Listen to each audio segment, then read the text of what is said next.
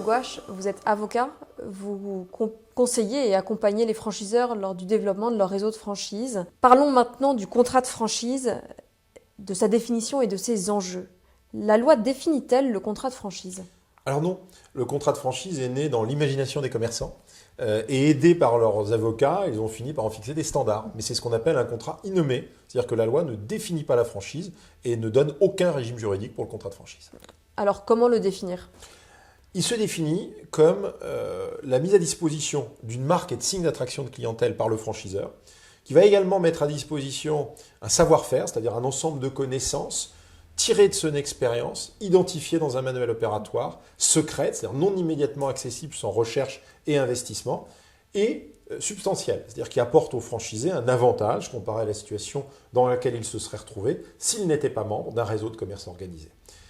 Et il va bénéficier, le franchisé, d'une assistance permanente, une assistance technique, commerciale, qui va lui permettre d'exploiter de manière efficiente le savoir-faire dans le respect de l'image de la marque. En contrepartie, il s'engage à payer des redevances. Il y a donc une grande liberté dans la rédaction du contrat de franchise. Peut-on convenir de ce que l'on veut pour définir son contenu dès lors que l'on a bien ces 3 critères de définition ? Oui, il y a en effet un principe de liberté, mais c'est tout de même une liberté encadrée.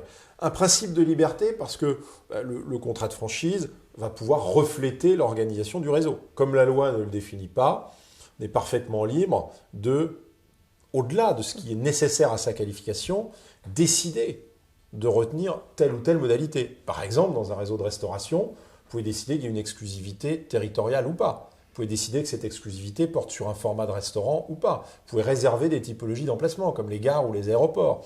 Mais vous pouvez aussi décider d'imposer ou non des contrôles microbactériologiques, d'imposer ou non une app à titre exclusif pour les commandes, les livraisons de repas à domicile. Vous voyez, tout ça relève du facultatif.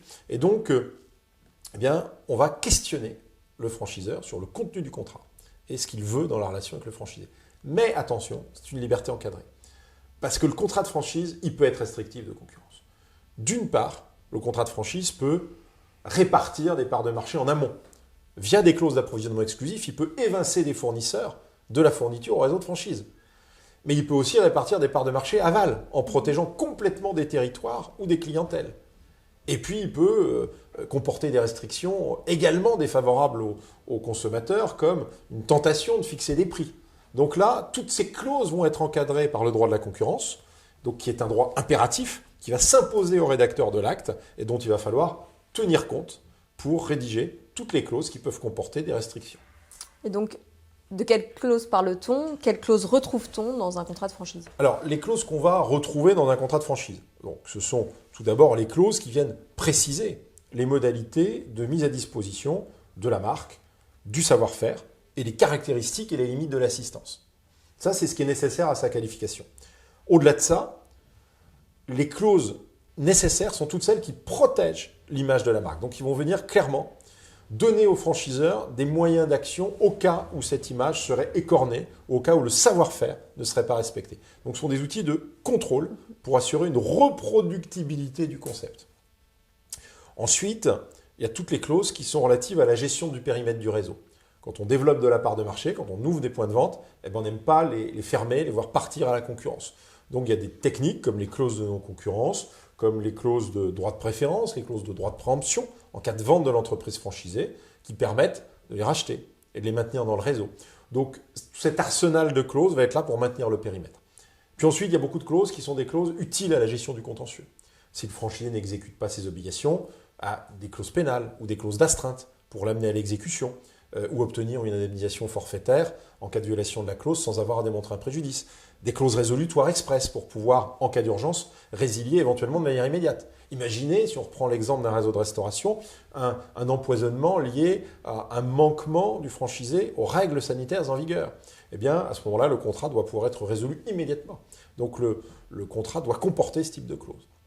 Ce sont des clauses utiles à la gestion d'une situation difficile dans la relation avec le franchisé. Donc, qu'est-ce qu'un bon contrat de franchise ? Alors, c'est une question difficile que vous me posez. Je pense qu'un bon contrat, c'est d'abord un contrat clair. C'est un contrat qui soit un guide à la relation, c'est-à-dire qu'il soit bien compris par les deux parties. Donc, c'est un contrat qui est pédagogue et qui est accessible. Ensuite, c'est un contrat univoque. Un contrat univoque, c'est celui qui ne souffre pas d'interprétation, qui doit permettre d'anticiper la solution d'un litige avec un aléa qui n'est pas significatif. Après, je pense que c'est un contrat qui est complet parce qu'on doit y trouver tout ce qui est finalement nécessaire dans le guide de la relation pour régler une situation entre le franchiseur et le franchisé. Donc il ne faut pas avoir omis des points de relation usuels. C'est un contrat évolutif parce que le contrat de franchise s'exécute sur le long terme, souvent 5 ans à 10 ans en fonction des pratiques de marché. C'est ce qui est nécessaire à l'amortissement des investissements du franchisé. Mais le marché évolue pendant ce temps-là. Le savoir-faire doit pouvoir évoluer, l'image de la marque. Donc, des clauses d'évolution doivent permettre de modifier les assortiments, modifier les logiciels utilisés, modifier le concept visuel, architectural. Donc, toutes ces clauses d'évolution doivent bien avoir été prévues au contrat. Et puis enfin, c'est évidemment un contrat qui permet de valoriser le réseau. Donc, un contrat absolument conforme à la loi, cela va de soi. Mais ce n'est pas toujours le cas. On constate qu'il y a beaucoup de non-conformité dans ce qu'on audite parfois. Ensuite, un contrat qui, parce qu'il a les caractéristiques précédentes, permet une gestion efficiente du réseau. Et ce contrat-là, il sera valorisé par un acheteur du réseau. Il sera valorisé par celui qui vient financer le réseau en capital, fonds d'investissement à qui on ouvrait le capital par exemple. Donc c'est très important parce que c'est vraiment un déterminant de valeur. Jean-Baptiste Gouache, merci beaucoup pour ces éléments sur le contrat de franchise, sa définition et ses enjeux. Merci.